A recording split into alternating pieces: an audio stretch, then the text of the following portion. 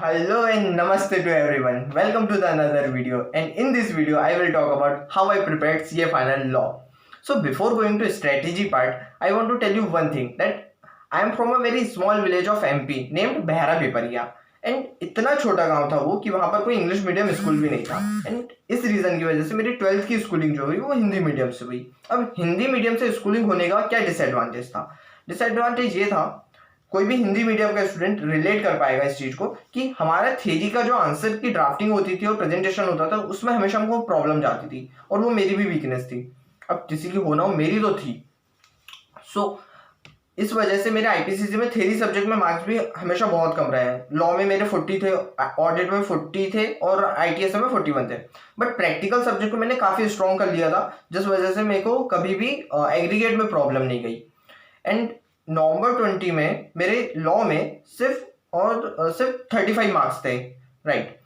And मुझे तब ये चीज़ रियलाइज हुई कि मैं अभी भी ड्राफ्टिंग में, प्रेजेंटेशन में अच्छा नहीं हूँ. थ्योरी अभी मेरी वीकनेस है. एंड मैंने नवंबर 20 में मुनीश भंडारी सर की थ्योरी बुक और टेक्स्ट बुक और अपनी उनकी हैंडबुक आती है वो रेफर किया था. मैंने फर्स्ट रीडिंग टेक्स्ट बुक से कर लिया और बाकी के रिवीजन के लिए मैंने हैंडबुक रेफर किया था. और हैंडबुक उनकी एक समरी बुक है, चार्ट बुक है. और मैं ये सभी को सजेस्ट करूंगा कि शायद आपको थ्योरी तो एटलीस्ट चार्ट फॉर्म में या समरी फॉर्म में नहीं करना चाहिए, सेंटेंसेस को पढ़ना चाहिए और उसी से आपको हाईलाइट करके समरी बनानी चाहिए. मैं आपको वही एक्सप्लेन करूंगा कि मैंने बाद में क्या किया था. और मैं ये नहीं बोल रहा कि मुनीश भंडारी सर की बुक्स में कुछ प्रॉब्लम थी, प्रॉब्लम मुझ में थी. एंड उनकी बुक्स बहुत अच्छी है, बहुत स्टूडेंट्स रेफर करते हैं और अच्छा स्कोर भी करते हैं. सो आफ्टर नवंबर 20 फेलियर मैंने क्या किया था, आफ्टर नवंबर 20 फेलियर मैंने क्या चेंजेस किए थे अपनी स्ट्रेटजी में. मैंने आईसीआई का मॉड्यूल उठाया और उससे पढ़ने का डिसाइड किया. मुनीश भंडारी की टेक्स्ट बुक में कोई प्रॉब्लम नहीं थी, बट वही था कि अब ऐसा था कि आईसीआई के मॉड्यूल से ही पढ़ना है, कुछ डाउट नहीं रखना है कि क्या गलत कर रहे हैं क्या सही कर रहे हैं. आईसीआई के मॉड्यूल करेंगे तो ऑब्वियसली सही होगा.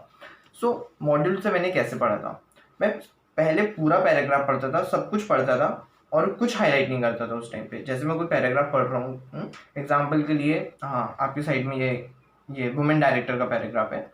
यदि मैं इसको पढ़ रहा हूँ तो पहले मैं ये पैराग्राफ पूरा पढ़ूंगा, उसके बाद ऐसे वर्ड्स को आइडेंटिफाई करूंगा जिनको हाईलाइट करूँ और अगली बार सिर्फ मैं उन वर्ड्स को पढ़ूँ तो ये कॉन्सेप्ट पूरा रिवाइज हो जाना चाहिए मेरा.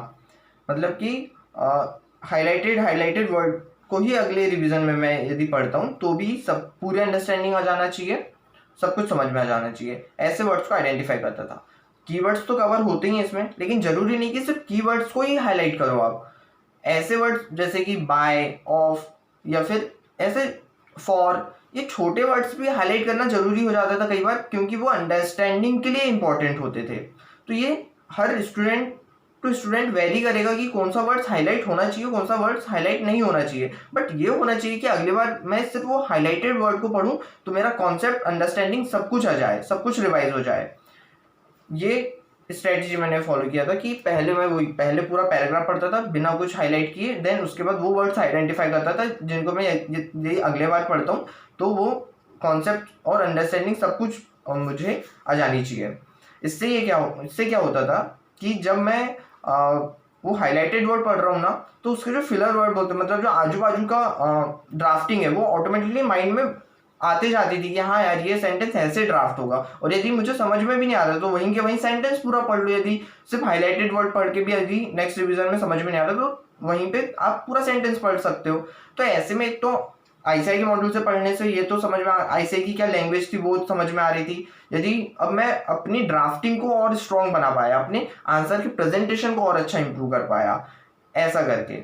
तो मैंने यही एग्जांपल के लिए आपको वुमेन डायरेक्टर का पैराग्राफ दिया हुआ है कि इसमें मैंने पहले तो पूरा पैराग्राफ पढ़ा, फिर ऐसे वर्ड्स हाईलाइट किया जिसको यदि मैं नेक्स्ट रिवीजन में पढ़ता हूँ तो सब कुछ कवर हो जाएगा. ये थी मेरी लॉ की स्ट्रेटजी. और ये मैं ये नहीं बोलूँगा सिर्फ हिंदी मीडियम से जिसने पढ़ा है वही ये स्ट्रेटजी फॉलो, कोई भी कर सकता है. और मुझे ये बहुत हेल्पफुल रही थी अपने रिवीजन में भी. नेक्स्ट रिवीजन में सिर्फ हाईलाइटेड वर्ड पढ़ो, टाइम भी नहीं लगता आपको. बस यही कि आपको फर्स्ट रीडिंग में अच्छे से वो वर्ड्स को आइडेंटिफाई करके हाईलाइट करना है जो आपके लिए इंपॉर्टेंट है.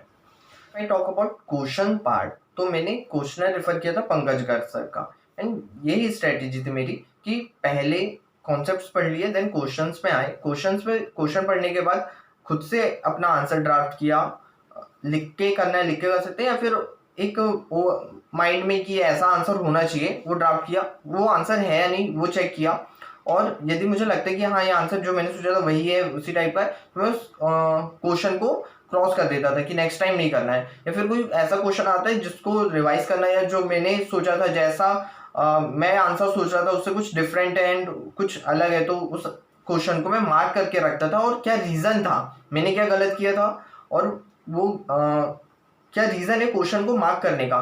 क्योंकि यदि आप से मार्क कर रहे हो ना, तो अगली बार जब आप रिवाइज करोगे ना, तो कुछ तो रीज़न होगा कि आपने वो मार्क किया है, तो आपको नेक्स्ट रिविजन में ये लगेगा कि मैंने क्यों मार्क किया है, कोई मुझे ये बता देता ना तो बहुत अच्छा रहता। तो इसलिए सिर्फ मार्क करना जरूरी नहीं है, क्यों मार्क किया वो रीज़न भी वहाँ पर लिख देना आप, तो आपके नेक्स्ट रिवीजन में आप एकदम स्पेसिफिक पॉइंट को हिट करोगे रिवीजन के टाइम पे कि हाँ यार इस क्वेश्चन में ये प्रॉब्लम थी इसलिए मैंने ये क्वेश्चन को मार्क करके रखा है। एंड मैंने कुछ चैप्टर्स के लिए ऑडियो क्वेश्चंस के ऑडियो बना लिया था, कि जैसे फेमा और ऐसी हाँ कुछ चैप्टर्स में मैंने ऑडियो बना लिए थे क्वेश्चन आंसर्स के, कि क्वेश्चंस ये है एक समरी फॉर्म में, कि क्वेश्चन ये बोल रहा है आंसर में ये रहेगा, इस टाइप से। बहुत कम चैप्टर्स में किया था, बट ऑडियो फॉर्म में भी मैंने कुछ किया था questions. So this is how I prepared law and scored 53 marks in July 21 attempt. And 53 marks मेरे लिए बहुत हैं थ्योरी सब्जेक्ट में लाना। So thank you, I hope किसी के लिए स्ट्रेटजी हेल्पफुल होगी। तो मिलते हैं हम नेक्स्ट वीडियो में, तब तक के लिए bye bye, take care and happy Diwali.